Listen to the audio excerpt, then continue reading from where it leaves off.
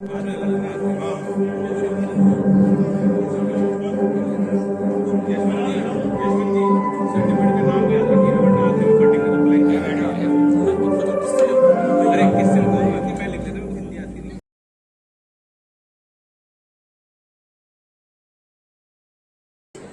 ही सर्वस्व है के भाव को लेकर आपने सन 1994 में संघ के प्रचारक बनने का ठाना।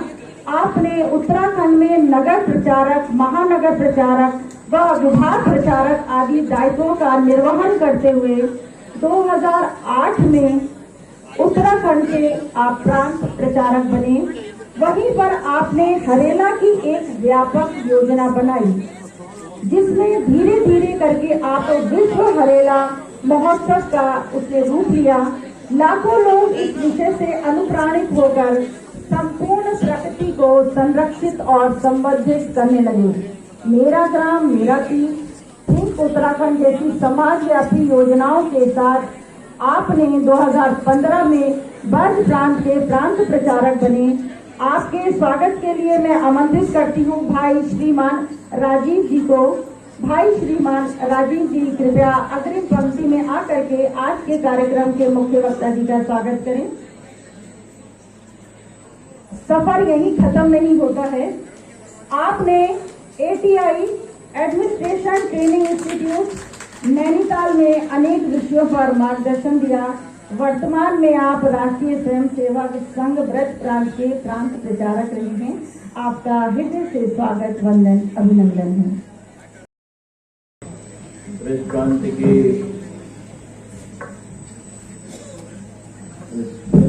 फेस्टिवल में अपने आज के कार्यक्रम की शोभा बढ़ाने के लिए उपस्थित हुई हैं। इनका संपूर्ण बायोडाटा आप लोगों ने अभी सुना। आज की मुख्य अतिथि आदरणीय अंशुरानी जी, भीमराव अंबेडकर विश्वविद्यालय की वाइस चांसलर, अपने इस कार्यक्रम के उत्सव की मुख्य विशिष्ट अतिथि के रूप में उपस्थित आप तो इतिहास नवी बंगे जितेंद्र जी पहले पुलिस कमिश्नर हो गए हैं यहाँ के। अपने तेज तरार police officer doctor Jitendra Singh ji, ये एक प्रकार से अपना पहला पुलिस कमिश्नरेट बनी तो आप उसके पहले कमिश्नर हो गए हैं।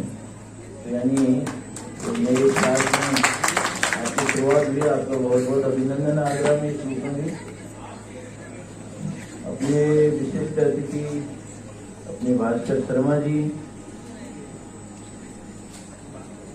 विशिष्ट अतिथि के रूप में उपस्थित अरुण जी अरोड़ा, अपने मनीषर गुप्ता जी।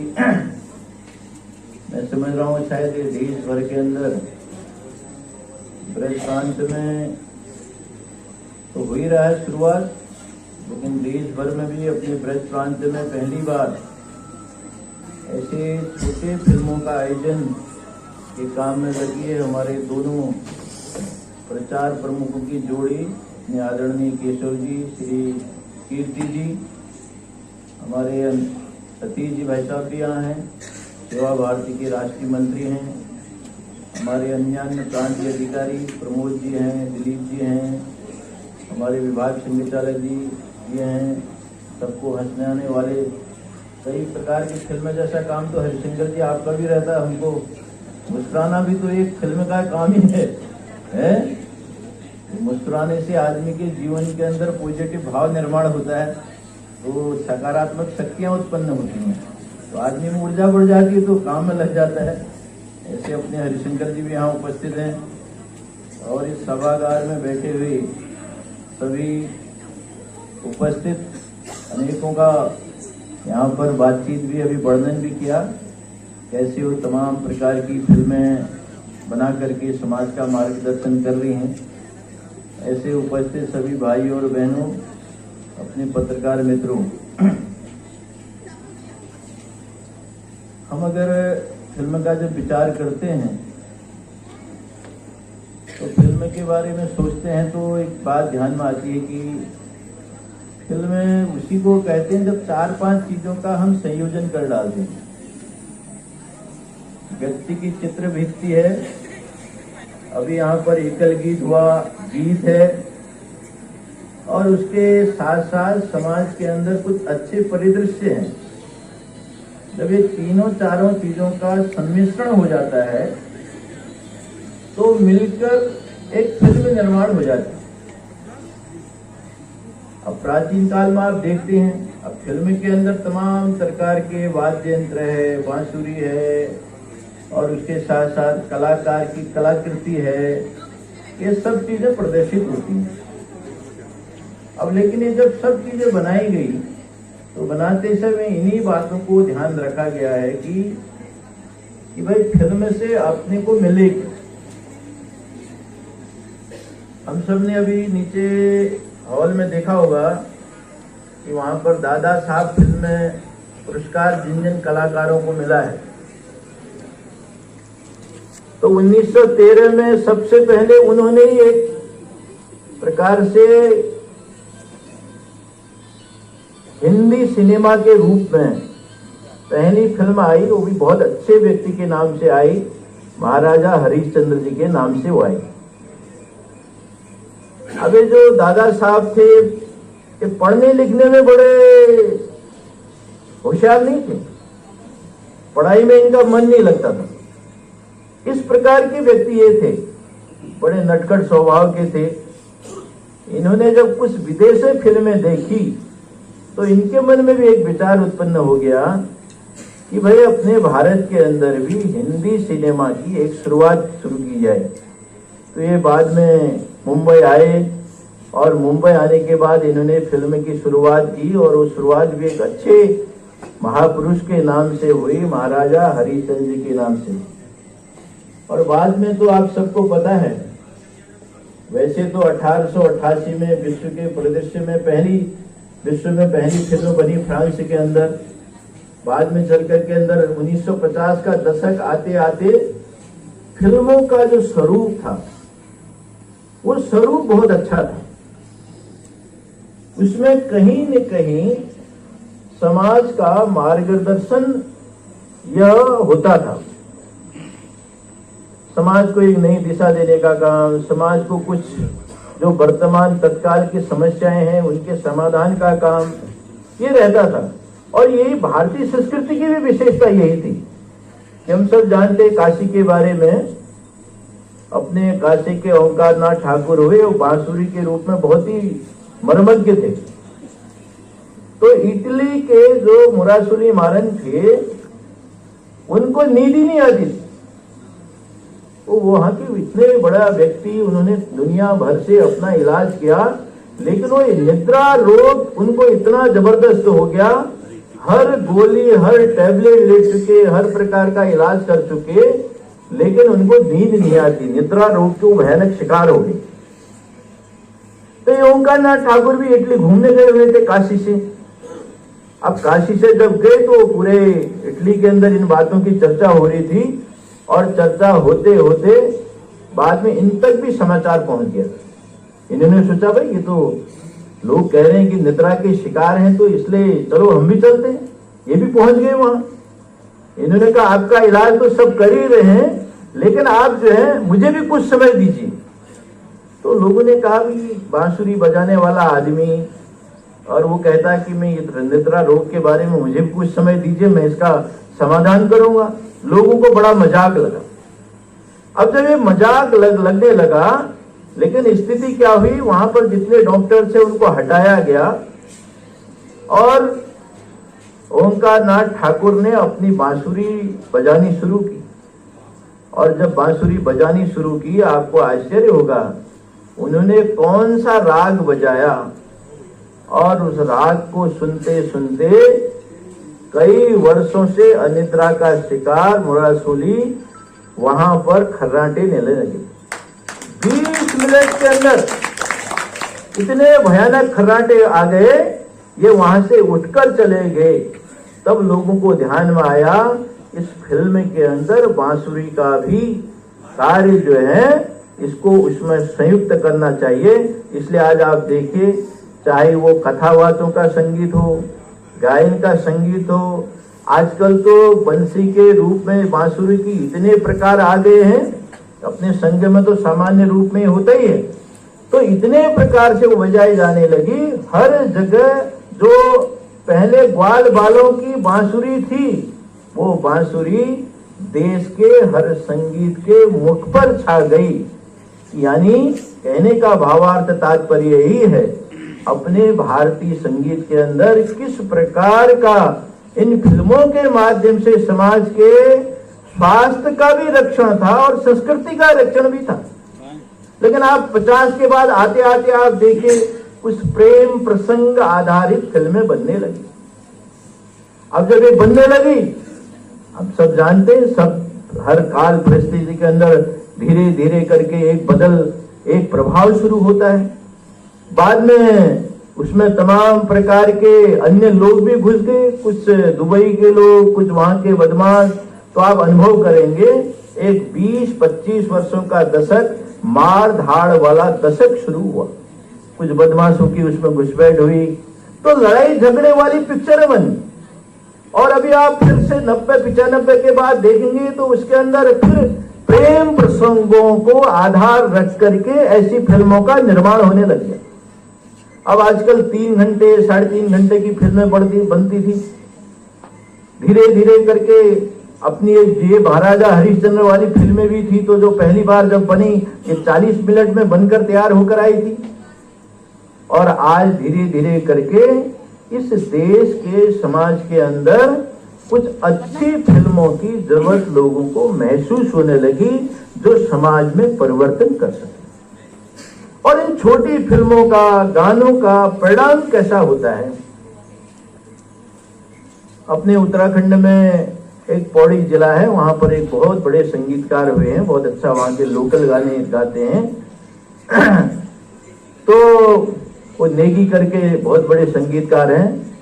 जब पर्यावरण का विषय दुनिया के सामने बहुत कष्ट का आया ही नहीं, उस समय वहां की महिलाएं जंगलों में जाकर घास काटती थी, टहनियां काटती थी। उस काट के दौरान उन्होंने एक गीत लिखा, न काटा न काटो दीदियो डावी ने काटा, ये वहां की लोकल की भाषा में। और इस पूरे गाने को आप जब पढ़ेंगे तब अपने को ध्यान में आएगा कैसे उस गाने के अंदर पर्यावरण की सुरक्षा का सारा विषय दिया है। तो उस गाने का परिणाम क्या हुआ समाज के अंदर? वहां के ग्रामों के ऐसे दर्जनों जंगलों को उन्होंने भगवान को समर्पित कर दिया, क्योंकि उस गाने में देवी भगवानों का उल्लेख था। वे गाने वहां पर समर्पित हो गए। अब जब इस प्रकार की फिल्में बनती है, जैसे मैंने कहा दादा साहब फाल्के भी ज्यादा उनका मन पढ़ाई में नहीं लगता था, लेकिन उनका मन फिल्म में लगता। उस फिल्म के निर्देशन की स्थिति कैसी हुई, सारे देश के अंदर यहाँ पर नीचे 50 से अधिक की नीचे फोटो लगी हुई है गैलरी के अंदर, आर्ट गैलरी में। उन लोगों को आज उनके नाम से पुरस्कार मिल रहा है। अपने देश का तो सबसे बड़ा पुरस्कार फिल्म इंडस्ट्री का है ही है, और आप उसकी तुलना विश्व के पुरस्कारों से की जाने लगी है, ऐसा पुरस्कार बन गया। तो जो फिल्म की दिशा है वो जब यही बनी रहती है, तब उसके कारण से देश के अंदर एक परिवर्तन आता है। हम सब जानते हैं, आप में से अधिकांश लोगों ने फिल्म देखी होगी। उस फिल्म का नाम था तारे जमी पर। डिस्कलेशिया के मरीजों के लिए वो फिल्म बनी थी। ठीक उसी समय अमेरिका के अंदर अमेरिका के इतिहास की जो चुनिंदा पिक्चरें हैं जो बहुत प्रसिद्ध हुई, ऐसी पिक्चरों में से एक पिक्चर थी द फ्रीडम राइटर। वो 5 जनवरी 2000, क्योंकि अपना फेस्टिवल भी जनवरी में लग रहा है, 5 जनवरी 2007 को वह पिक्चर प्रदर्शित हुई थी। और आप देखिए उस पिक्चर का भावार्थ देखिए। जिस देश में इस तरह से पिक्चरों में सोचने लग जाएगा समाज, उस देश को आगे बढ़ने से कभी कोई रोक नहीं सकता। उस पिक्चर का नाम है द फ्रीडम राइटर, और एक शिक्षिका के जीवन पर आधारित वो पिक्चर है। एलिन गिलवेर के नाम से है। कैलिफोर्निया के पास के एक लॉन्ग बीच नगर में विड्रो विल्सन नाम के स्कूल की जो स्थिति थी वो मैं आपको वर्णन करके बताता हूँ। उस स्कूल में पढ़ने वाले बच्चों से जब इस शिक्षिका ने पूछा व्हाट इज योर ड्रीम, आपका स्वप्न क्या है, आपको आश्चर्य होगा वे बच्चे कहते थे हम गुंडा बनना चाहेंगे। लड़कियां उस पूरे कस्बे के अंदर वेश्यावृत्ति का धंधा बहुत फलता फूलता था, वो उस तरफ जाएंगे और उस कॉलेज की, उस इंटर कॉलेज की उपस्थिति का प्रतिशत ये 30-35 रहता था। कोई टीचर पढ़ाना नहीं चाहता था, कोई वहां का मैनेजमेंट उसको अच्छा देखना नहीं चाहता था। जिस तरह से पहले अपने यहाँ भी कई जगह पर होते थे वो स्थिति उसकी थी। इस एलन ग्रेवेल नाम की एक युवती ने, वो जब पहली टीचर बनी, शायद उस समय वो भी 19 या 20 साल 21 साल की युवती रही, धीरे धीरे करके उनको डायरी लिखने के लिए उसने प्रेरित किया। मैनेजमेंट का बहुत विरोध हुआ, घर में तलाक तक की स्थिति हुई। सब कहने अरे आपको क्या पड़ी है, आप क्यों इस पर पढ़ रहे हो, रहने दो बच्चों का, आप क्या बदल पाओगे, बच्चे तो यहाँ तो 50 वर्षों से यही सब चल रहा है। लेकिन इस एरिल ग्रीवेन को लगता था कि जब अमेरिका विश्व का शक्तिशाली देश है और इसको फ्यूचर में भी बना रहना है, लेकिन अगर उस देश के बच्चों के जीवन का स्वप्न इतना घटिया होगा, यह देश तो एक दिन भर भर करके गिर जाएगा। उसने किस हार नहीं मानी, लगातार काम में लगी रही। स्थिति परिस्थिति ऐसी हुई, उस विद्यालय की उपस्थिति का प्रतिशत यह आगे बढ़ करके 60 रहने लगा, 70 रहने लगा, 80 रहने लगा, बढ़ते चला गया। एक 7-8 वर्षों के अंदर उस स्कूल की परिस्थिति बदल गई। जो बच्चे अपने इतने घटिया लक्ष्य को लेकर चले थे, उन बच्चों के जीवन का लक्ष्य बन गया कि हम अमेरिका को महान बनाएंगे। इस स्कूल के पढ़े अलग अलग बच्चों के समुदाय ने बाद में चल करके अमेरिका के वाशिंगटन के अंदर एक जॉर्ज टाउन नाम की सिटी विकसित की और अमेरिका के इतिहास में उस सिटी के अंदर अपनी प्रॉपर्टी लेने के लिए अमेरिका के बहुत बड़े बड़े लोग वेटिंग में रहते हैं। फिल्म का स्वरूप कैसा होता है, एक फिल्म कैसे जीवन को परिवर्तित कर सकती है, इसीलिए अपने राष्ट्रीय स्वयंसेवक संघ के प्रचार विभाग ने एक इसकी अद्भुत शुरुआत की। अगर आप देखेंगे ऐसी छोटी छोटी फिल्मों के माध्यम से, आप देखिए जितना सोशल मीडिया के अंदर आज आपको सारी फिल्में दिख रही हैं, छोटे छोटे कंटेंट दिख रहे हैं, छोटे छोटे मार्गदर्शन करने वाली चीजें दिख रही हैं। आज भी सारे विश्व के अंदर या तो मिस्र के पास उसको सेव करने का है या अमेरिका के पास है। मिस्र की के राष्ट्रपति की पत्नी ने एक अभियान ले डाला ऐसी फिल्मों को सुरक्षित रखने का। सारे देश दुनिया के अप्रवासियों के माध्यम से अपने देश में एक ऐसी लाइब्रेरी बना डाली जिनके अंदर ये सब चीजें सुरक्षित रह सके। आज योगा योग से स्वामी विवेकानंद जी का भी जन्मदिन है। हम जब विवेकानंद जी का भी जन्मदिन के अवसर पर एक अच्छी शुरुआत लेकर हम आगे बढ़ रहे हैं। विवेकानंद जी हम सब जानते हैं, विवेकानंद जी जब भारत से अमेरिका आए थे, अमेरिका से लौटकर शिकागो की धर्म सभा से 4 वर्ष तक यूरोप अमेरिका रहकर भारत वापस लौटे थे। उनके 2-3 वाक्य बहुत प्रसिद्ध हैं। तो उनसे पूछा गया एक बार लौटने के बाद, जब वो कोलंबो में आए, हम सबको पता है कि वे वापस लौटने के बाद कोलंबो की धरती पर 10,000 लोग उनके स्वागत सत्कार को तैयार थे। वे शिप से उतरकर मिट्टी में लोटपोट हो गए। तब उनसे पूछा गया आपका भारत के बारे में दृष्टिकोण क्या है। तो वे कहते हैं मैं जब तक भारत में था तो भारत को केवल एक आदर्श देश मानता था, लेकिन जब मैं यूरोप और अमेरिका से लौटकर यहाँ आ गया हूँ, अब भारत का एक एक कण मेरे लिए पवित्र है। मेरा एक एक कण जीवन ये इस पवित्रता के लिए लगेगा। एक बात कहकर के विवेकानंद जी का यह संदेश सारी दुनिया के लिए कितना आदर्श है, आप देखिए। दूसरी बात उन्होंने कही थी कि भारत, यह जो भारत है, इस भारत का कार्य है भविष्य का मार्गदर्शन करना। विश्व का मार्गदर्शन करने का काम यह एक भविष्य के अंदर भारत करेगा।